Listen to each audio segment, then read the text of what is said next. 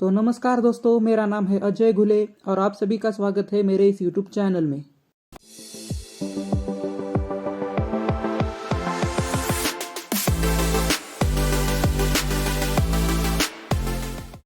तो दोस्तों, हाल ही में रिलीज हुई मूवी शेरशाह को आपने जरूर देखा होगा, जो कि एक रियल स्टोरी बेस्ड मूवी है। और ये मूवी शहीद कैप्टन विक्रम बत्रा जी के लाइफ पर बनाई गई थी।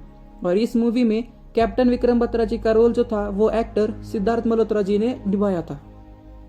तो कैप्टन विक्रम बत्रा जी कौन थे और उन्होंने ऐसा क्या किया था कि उनके ऊपर बॉलीवुड में इतनी बड़ी मूवी वहां पर बनाई गई है, तो इस वीडियो में हम वही जानने वाले हैं। तो चलिए स्टार्ट करते हैं इस वीडियो को। विक्रम बत्रा जी का जन्म 9 सितंबर 1974 में पालमपुर हिमाचल प्रदेश में हुआ था। बचपन में जब भी वो देश प्रेम की कहानियां अपने पापा से सुनते थे, तभी उनके भीतर देश का प्रेम बहुत प्रबल हुआ था। और तभी उन्होंने ये तय किया था कि आगे जाकर वो इंडियन आर्मी को ही ज्वाइन करेंगे और वहां पर ही अपनी सेवा देंगे।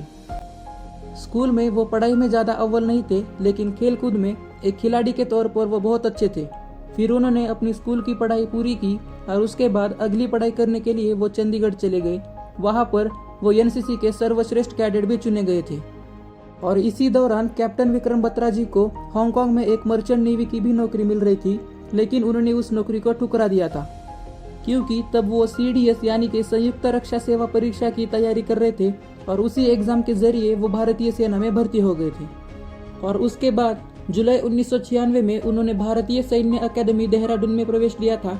और फिर 1997 में उन्होंने अपना प्रशिक्षण पूरा किया और उसी साल जम्मू कश्मीर के सोपोर में सेना के 13 कश्मीर राइफल्स में लेफ्टिनेंट के पद पर उनको नियुक्ति मिली थी।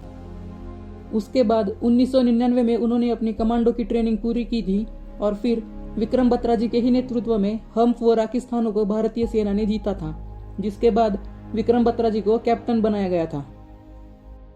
विक्रम बत्रा जी जब 24 साल के थे, तभी पाकिस्तान सेना ने कारगिल में घुसकर वहां की पहाड़ियों पर कब्जा कर लिया था।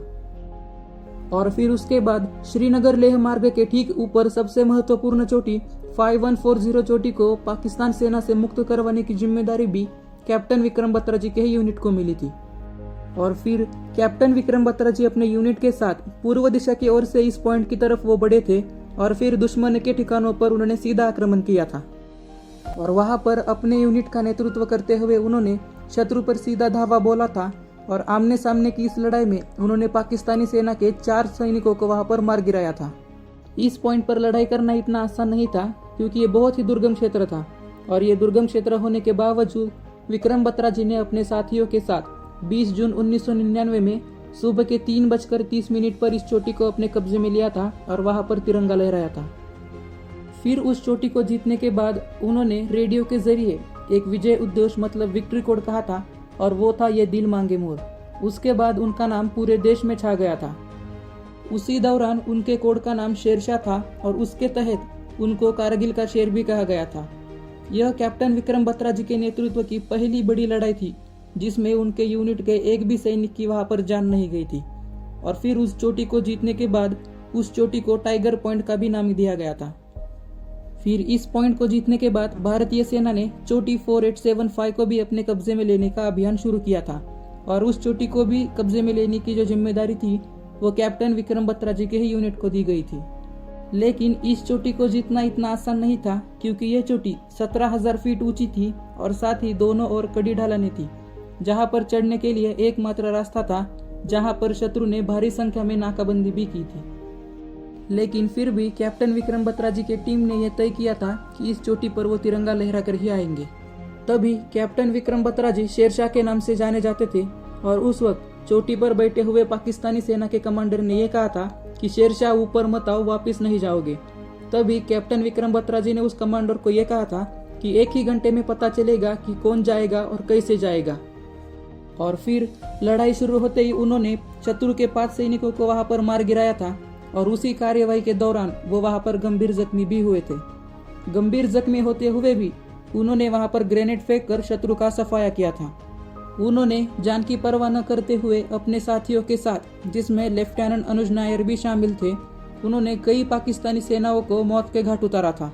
किंतु जख्मी होने के कारण वो वहां पर कारगिल के युद्ध में वीर गति को प्राप्त हुए थे।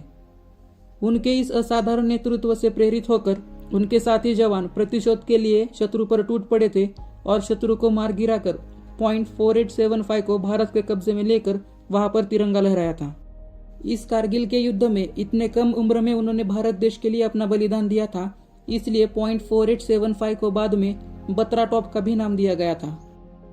उन्होंने इस कारगिल लड़ाई में जाने से पहले ये कहा था कि उस बर्फीली चोटी पर तिरंगा लहरा कर आऊंगा, नहीं तो उस तिरंगे में लिपट कर आऊंगा, पर आऊंगा जरूर।